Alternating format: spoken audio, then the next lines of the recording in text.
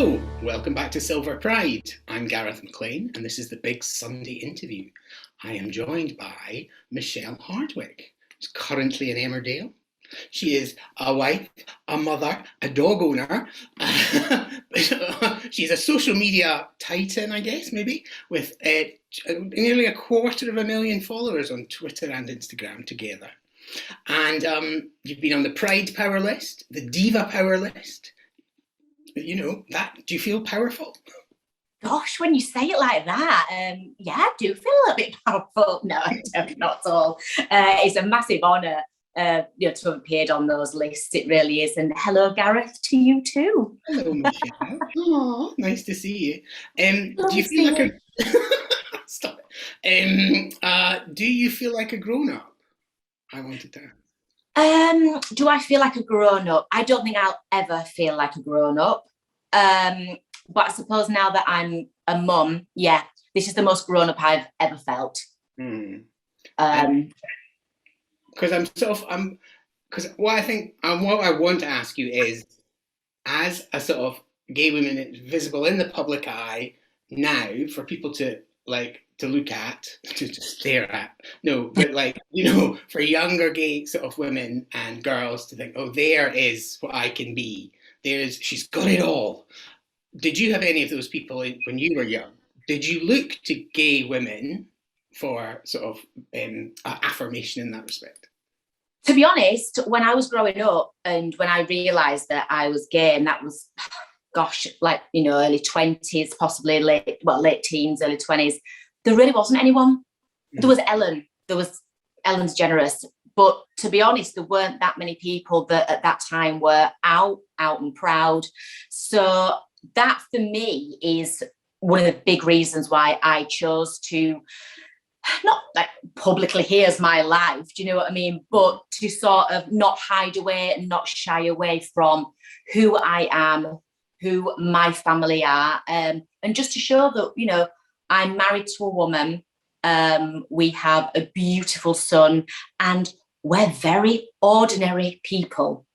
And for young girls, for young men out there, if they can just see that and go, you know what, it's all right, it's okay to be you, then if I can help just a handful of people, and I always say that, and, I bet people go change the record, but that means so much to me. And I just hope that I do.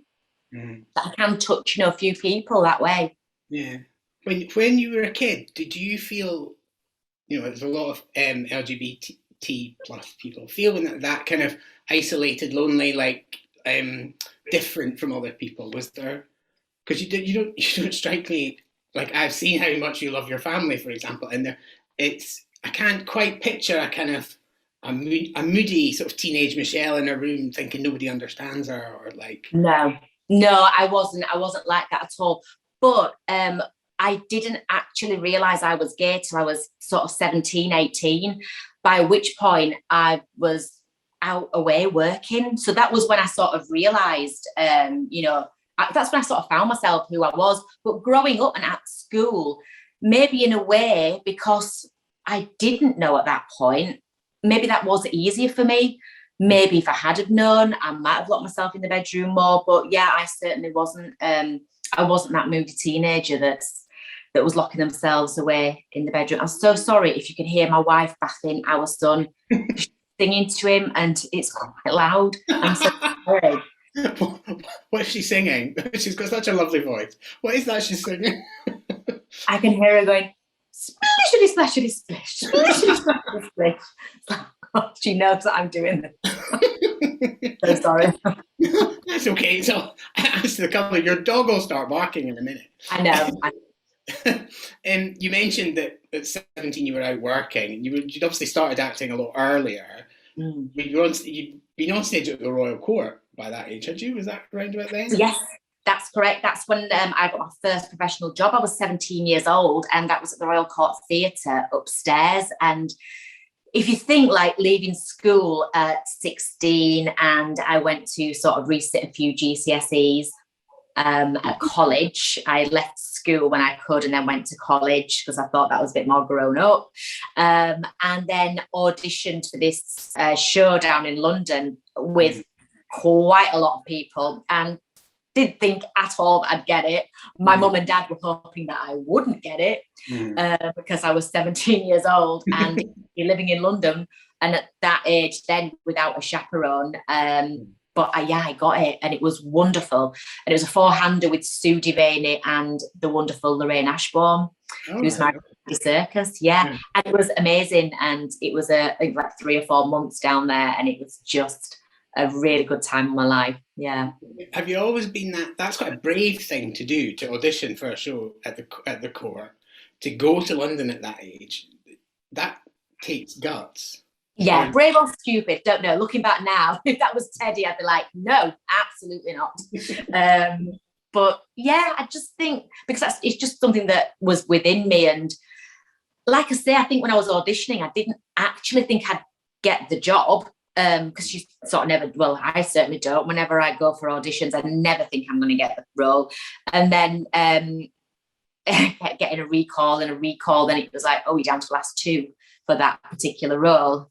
And then, got the job. It's like, woo, okay, now what happens? I have to do the job. You stay in bed till 5 o'clock in the afternoon. So you talk, that audition process is brutal. You've obviously, do you think you're a working actress? Because that is how you describe it? Jobbing actress, without a shadow of a doubt. And still am, even though I've been in Emmerdale now, 9 years. I would always just class myself as a jobbing actress, because you don't know what's around the corner, especially in a soap. You don't know, you have these yearly contracts, and it's always storyline led, so you don't know where your characters, that story's going to end up, and of course Kate works at Emmerdale, and then you always get those certain people, oh, well, your job's safe. Well, actually, it really isn't, because anything's to be discussed about Vanessa, Kate leaves the room and she's got no part of it. Do you know what I mean? So it's absolutely, it's not a scary thing not knowing how long you're going to be in a job, because that's the beauty of this career, really. You know what I mean? It's like you've got no idea what's coming next. Have you ever got to a point with Emmerdale before thinking, actually, I'm ready to leave? Has there been those moments up until No, there hasn't really for me, because I think because I've done so much theatre, I've done a lot of touring, and I've done pantomimes, farces, so much Shakespeare. And then, of course, I did The Royal, which was the Sunday night drama, Good Morning, The Royal, for quite a few years as well. So I feel like, for me, at the moment, I've sort of done everything that I want to. And now that, we've started our family, and Emmerdale Studios is literally just up the road. It's very handy. So no, at the moment I'm quite happy where I am. I mean, to tell you the truth, I've not been there for so long. You can't remember the way, can you? You're like, do I have a job? Well, because of COVID, I had to leave in March 2020. So I've not been there forever. And I was always going to take the year off from when Teddy was born. So it's just been a little bit extended. Love it. Make the most of a pandemic. Soaps are interesting, though, I think, and because this is Silver Pride, we shall touch on your age, if you don't mind. In that they are one of the few places in television where older women, older actresses, can really make a mark and sort of be centre of the show, whereas generally in dramas, it's like older man, younger woman who's improbably attracted to this old man. Is it, as an older actress, do you think, I should stay put here? How does that feel? I think at the moment, I think there's a bit of a shift. And I think, you've got your Sarah Lancashires out there, and you've got Sheridan Smith, I think maybe just a little bit, couple of years younger than me. You've got Saran Jones. You've got actresses who are in 40s, 50s now, whatever, and they're getting the good roles. You've got Olivia Colman, and I just think at the moment there has been a shift, and you'll put a drama on ITV, BBC, whatever, and it's quite female led at the moment, which is fantastic. So for me, that doesn't really, I wouldn't think, oh, well, I can't leave Emmerdale because I'm scared that I won't get another job. I don't think you can ever think like that, because you just need to do it for the passion. You know, if you're not happy in one job, then leave and go to another one. Do you know what I mean? If you thought that the storylines or whatever dried up for your character, whereas for me, I think there's quite a long way to go yet for Vanessa. Hopefully, anyway, because she's only just discovered herself as well in the show. Because you did say it's nine years. You were introduced. I have done some research. You were introduced with 3 other characters, all of whom are dead. What is the key to surviving? No, they're not dead. They just aren't in the show anymore. What do you think it is about Vanessa as a character that's made her enduring? I don't know. I think she's quite. When she first came in, she was quite, she was this bubbly party girl, loved a drink, loved a laugh, loved her mates, and she wasn't tied down to anyone. She didn't have a partner. And so I just think with Vanessa, I think she's quite relatable to a lot of people. Well, I'd like to think she is anyway. So in that respect, like especially like the messages that I get from people, I do think, she not like, oh, they feel safe when Vanessa's on, but she is relatable to like I say, to a lot of people. So yeah, that's all I can think really. Why? Yeah, I mean, I think she's one of those glue characters that you can sort of stick her with anybody, and she will bring together improbable. Absolutely. She's got a lot of friends in the village. She's also got the vets there. So she's got all like the people who work in the vets. She's got Moira up at the farm. She's like Layla, Priya. There's quite a lot in the village dotted around. I think you can always tell when, like you say, like a glue character like that, is if they're in the cafe or on their own or the pub, but yet they can still interact with most of the village. I remember actually when I first started, I've been there for about a year, and I remember my agent actually saying that's what you need to do. You need to make Vanessa fit in everywhere in the village, not just at the vets, which is where I sort of was for the first year. And so that's what I just tend to walk and smile at everyone. brought people buns without them asking. Would you like a midget, Jane? When I worked on Coronation Street, I was a storyliner on Coronation Street. In case people don't know, why would people know that? But like, we would put people in the cafe with Roy and Hayley if you wanted to make those characters popular. And that's what happened with Becky, is because you knew that, because the audience trusted those characters. Yes. And so they took somebody under their wing, the audience would. So we do it like that. And I think absolutely. It's true. And of course, there was are you still having a fling with the dingle, or is that all over now? No, I think I'm casting my mind back because it's quite a while ago. I think that's all over. Yes, that was Vanessa and Charity, and I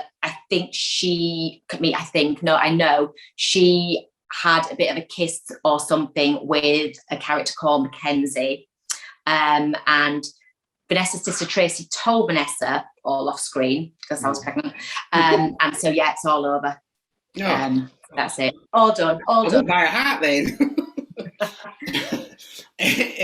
So that is it's a really high profile role. As I mentioned, you've got a massive social media following.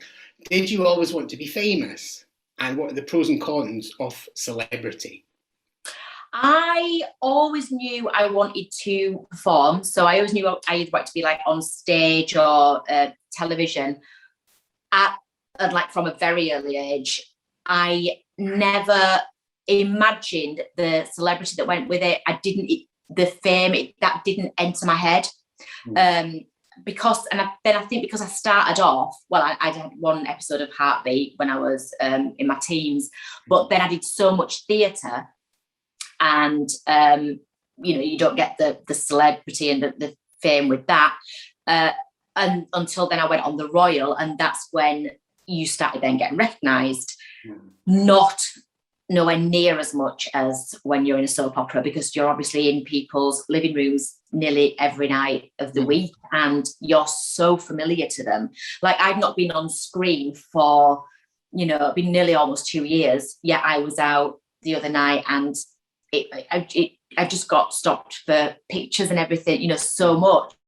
And you think, goodness, I've not been on telly for ages, yet you're still so recognisable to so many people. And what is that like? Because I've been through your Instagram from the beginning, and I picked out one comment which said about a photo of you that you looked very beautiful, but you'd look so much better with a fringe. So, and it's that kind of fringe. That's hilarious. And that sense of ownership that people have over sort of people. Oh yeah, they do. Then people aren't afraid to tell you what their preferences were, and it's not so much sometimes about you, but it's about your character. Mm-hmm. And I think a lot of people do get the two mixed up, and gets a bit foggy. Mm-hmm.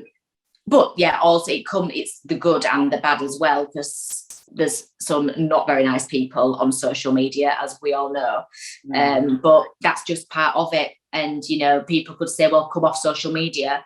But then I think, well, there's only like 1 or 2 people that are like that. And then there's quite a lot of others that are very, very lovely. So why should I? Do you think that kind of trolling and sort of negativity has got worse more recently, or? Yes, massively. Without a shadow of a doubt.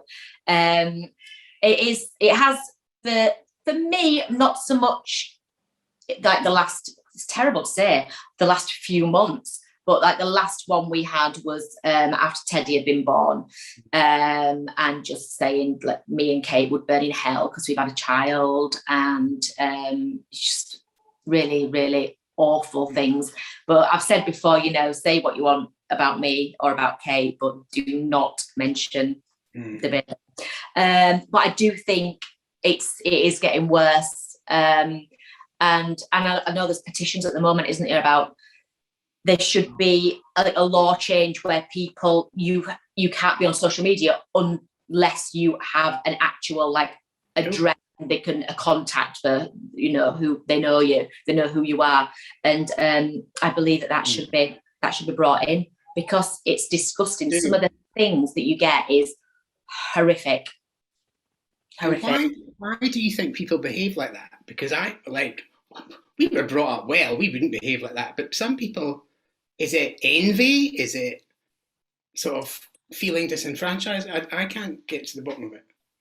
I don't know. And when I do think of that, I think to myself, and maybe that's just me sort of, sorry, Teddy's having a bit of a cry.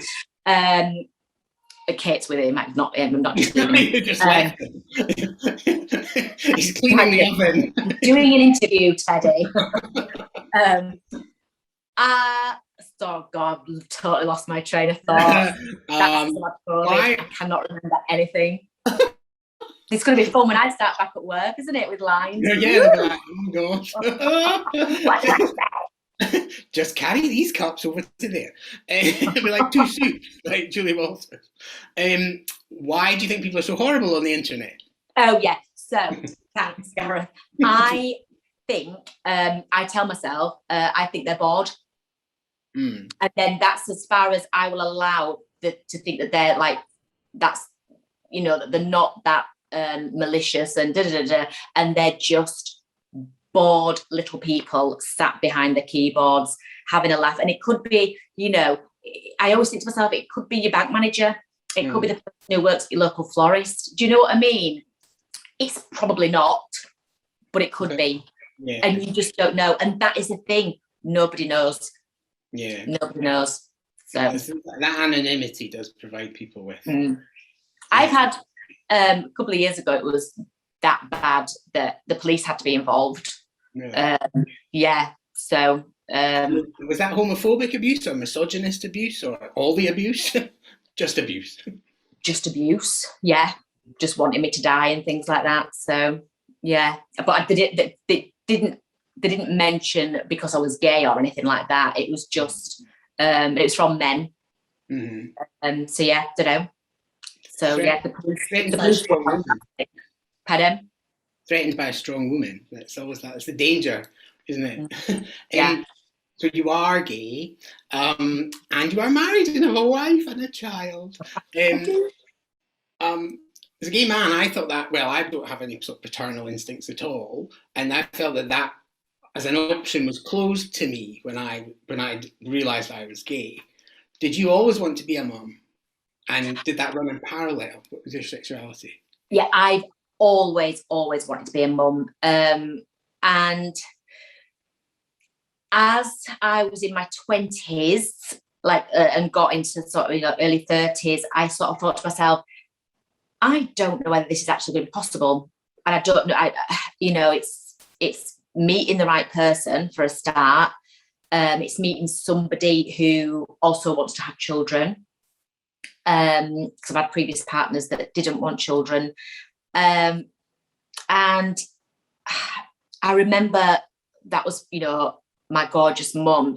That was her. She just went, that was her thing. She just said, oh, I thought you'd have had, I was expecting you to have children. And I said, well, mum, I probably, hopefully still will have children. But as in, if I was straight, I might not meet somebody. I might not meet a man that, wants children, or, the love of my life might be the man who doesn't want any children or can't have children. Or, there's so many avenues, really. But then, of course, I met Kate, and the way we did it was just so perfect for us too. Kate's a little bit younger than me. So it was Kate's egg that was implanted into me, and it worked first time, and we couldn't believe it, and we're just absolutely thrilled to bits. So we got married, and then literally the year later was pregnant. You did it the right way around then, is my granny. We did it the right way around. We did it. Yay! You've been really kind of brilliantly open about your IVF journey and all of that. That's empowering for people as well in a different way, I think. And reaches a different audience from the gay audience. Does that make sense? Yeah, I've had so many messages Gareth, I've had so many messages on Instagram from straight women as well, talk about their IVF journey, and we've been chatting and things, and so that has been really lovely, talking about that and giving people hope, and then having them come back to me 7 months later going, oh gosh, we're pregnant and it's amazing, and you go, oh god, it's lovely, because obviously it's with coronavirus, it's been so hard because a lot of the IVF has been haltered for so many people, and when women get to a certain age, they haven't got that time, they haven't got that 6 months to wait, but yeah, we were lucky we got it. It happened just before it struck. Is it scary becoming a mum? Yeah, every day, every single day, but you're rewarded every single second, and that massively outweighs any of it. But every minute is scary because you're like, and especially because he's crawling everywhere, pulling himself up, he's wanting to stand on his own. I'm like, Teddy, you're 9 months, just hang on a little bit. But he's amazing, and we can't believe we've got this blue-eyed, blonde-haired child. It's just gorgeous. We're just absolutely head over heels. It's just gorgeous and just made our world. And how do you cope with, obviously, culture, society makes women feel guilty about all their choices, but we punish mothers especially hard, I think. How do you maintain a kind of healthy kind of disregard for the guilt and all of that stuff? How easy is that? I think, because the thing for me at the moment, Kate's back at work. So literally she comes back in and she's not seen him all day if she's been in the office, because she, to do a lot of working from home as well. But if she's been away all day, and she can't bear it, and literally she's in home in time for, if she's lucky, tea and bath, and then it's bedtime. And I've got all that to come when I start back work. And we're very lucky because my mum and dad live around the corner, so they're going to be looking after Teddy for us, thank goodness. But it's going to be very hard, and I've not really experienced that as such yet. So I'm looking forward to going back to work in a sense. Of course I am, and seeing people and things, and getting back using my brain again. But I'm not so much looking forward to having to say bye to Teddy on a morning, and then sometimes it's been a really long day, 7 while 7, coming back, and then you've missed bath and it's bedtime. Oh, don't.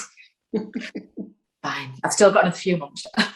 Because Teddy will be a year in October. That's quite. Yes. I mean, it's quite an amazing setup, I think, that you've got insofar as you're such a solid family. And I mentioned your family before, and you're obviously really, really close to them. Yeah. That must be nice. It's gorgeous. And so I've got a younger brother, and he's got 2 children, Lydia and Daniel, and they're a little bit older now. They're 12 and 9. So they've got this new baby cousin that's come along, and it's amazing. But also I've got quite a big family, and I've got 2 other cousins that have just had babies. One of them just before Teddy was born, William, and then we've had baby Sienna. She was born a few months after. So I've got all these cousins with all these new babies, so they're going to grow up together. It's beautiful. It's really lovely that we've had them all at the same time. But mum and dad have been, they're besotted with him. They love having him, as do Kate's mum and dad over in Liverpool. Absolutely, we love spending time with them all. And then we hand him over to Grandma and Grandad, and we can have a little rest. Shut your eyes for 5 minutes. Just 5 minutes. Just 5 minutes. His nappies are there. I'm only kidding. We do his nappies. What does it feel like to be a role model? Gosh, I suppose I don't really look at myself as a role model when I'm just sat here with not washed my hair today, and but yeah, and then I suppose I am, because I know that from the amount of messages I have had from young girls and women, and it does feel lovely, because like I said, I didn't have that person, and that is definitely why I knew as soon as I was in Emmerdale, I thought this is a great platform now that I can use to say who I am and help as many people as I can. And I suppose it is a lovely feeling, really, knowing that you can help people. Well, that's one of the unique things I think that soaps do, in that they can tackle difficult issues, normalise gay people, do all that. They're in a really unique place. And Simon Callow, who was interviewed yesterday, was talking about the importance of soap in this respect. And I think it is a really underrated vehicle. And you talk about that platform. Do you think, that soaps over the last 4 years have lost like a quarter of their audience? Do you think that is the end of soap in sight? Oh gosh, I don't know. I think because there's so many channels now, there's Netflix, there's Prime, there's everything. There's so much choice out there, isn't there? So I don't know. I've got no idea. I hope not. For us. P45 for Vanessa. I'll have another 4 babies. No. Would you like to have more kids? Yeah, definitely. Yeah. Without a shadow of a doubt, we really would. We'd like a little brother or sister for Teddy. So we'll start looking into that at some point. Not just yet. But no, do you know what? It'd be a shame if it was the end of soap. I can't see it myself. But hey, who knows? Strange things have happened. Mm. I've no idea what the viewing figures are. I've not really looked. I don't have time these days, Gareth. You're a busy mum of one.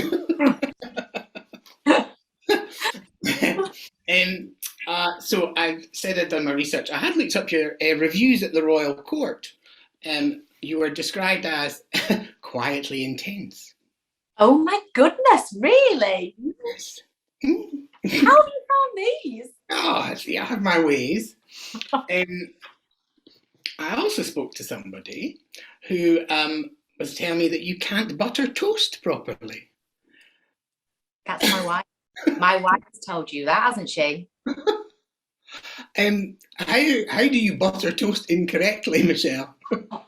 Kate hates the way I make toast because she always buys or makes us buy the butter that's really hard. And then it's just, how do you butter that? And I used to end up with a load of holes and it just gets me really mad. And it's like, just buy some soft margarine and then it'll go on dead easy. So yeah, I can't believe she's told you that. She hates the way I make toast. Yeah, I can't butter toast. And no, I can't. And then now and again, when I do make it really nice, she's so surprised. But Teddy started eating toast now and she's like that, I'll make it for you. I go, I can make it for him. It's I can't believe she told you that. Well, she also told me that you finish her sentences. Yeah, I do. And you're obsessed with hotel parking. And you look at the parking before you look at the actual hotel. Isn't that true? Yes, I do. Yes. Oh my goodness. Right, first of all, can we go back to the sentence thing? The reason I do with Kate is because she takes so long to like talk and I'll just finish it for her and she goes, and I go, well, you need to hurry up. You need to talk quicker. But yeah, the parking thing, yeah, it's if we go anywhere, we went to the Theatre Royal. Oh, it's nice to say that. In St Helens yesterday, straight away I said, I was driving. I went, is there any parking? Have you found out? I don't know. I said, we'll have to Google it. So I was there Googling it. No theatre car park. So I'm going, it's okay. I found one nearby. And then I know, and any hotel, yeah, if we go stay somewhere or a pub or something, I have to look and see if there's a car park first. Yeah. Well, there's nothing worse than you turning up somewhere and you go, oh, where do we park? And because she's telling on me, Kate is always late for everything. We're always on the last minute. So it isn't like we can just leisurely then go find a car park because we'll be late for whatever because Kate is on the last minute. I can't believe she told you about the toast. And apparently board games get out of hand in your house. Yeah. Would you like to tell me about that? It was during lockdown last year and we were playing Cluedo in the garden. And I taught Kate how to play it. She didn't know how to play it. And yeah, because she's always just dead good at everything straight away and she just gets dead smug. But I tell you what she bought me, I don't know if she told you this, she got me one of those Roxys, for Christmas where you can put it on your television and there's karaoke on it and there's quizzes and there's like a name that tune quiz thing. And I fell out with her on Christmas because she was just beating me. So yeah, I'm not a very good. I'm still a bit of a bad loser, really. I'm quite competitive. Are you? With yourself and with other people? I mean, she did tell me why she loves you as well. Would you like me to read that out too? Did she? Yeah, she did. I mean, I had to ask her twice for this part, but no, she was very forthcoming with all this information. You're the most wonderful mum. The pair of you laugh like no one else. You see the good in people because you are the good in people. And there's no one she'd rather dance around the kitchen with. And you bring out the daft in each other. Oh, that's gorgeous. And we do bring out the daft in each other and we do dance around the kitchen most Thursday or Friday nights. We have a little kitchen disco with Teddy. Oh, that's gorgeous. Is Oh. it what's it must be nice finding love like that. I was going to say at Yeah. your age, that would be really rude. Listen, Gareth, I'll take it at any age. It's fine, love. Yeah, it is. And with Kate, I mean, I know she's just said all that then, but oh God, because it just sounds so cliche and blah. And if I was listening, I'd be like, oh my God.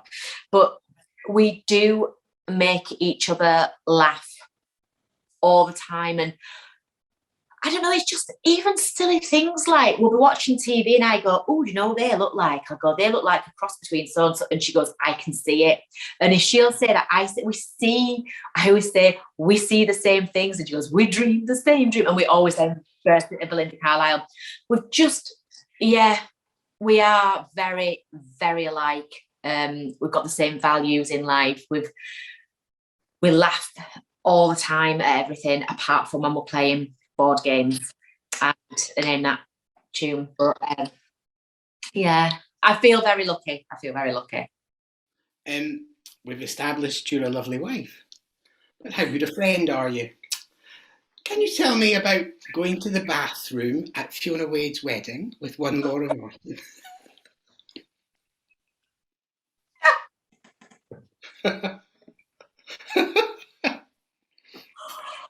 Oh, I know Laura Norton, who plays Kerry. You've been speaking to Laura Norton? Yeah. So she told me a very interesting story. At Fiona Wade's wedding, it was in a really posh place, and me and Laura, both now mums, we needed the toilet, we needed a wee, and it was quite a walk outside to these toilets that you could use, but inside where we were, there were people's bedrooms that were staying there. So like, family of Fiona. Simon, yeah. Oh no, I can't believe I'm going to say this.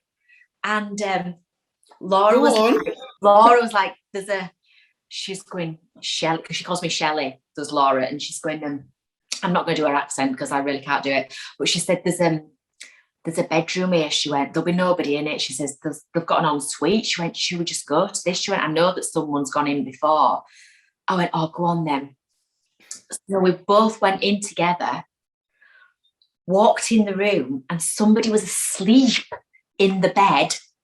But we were that desperate, we carried on past them, went into the toilet.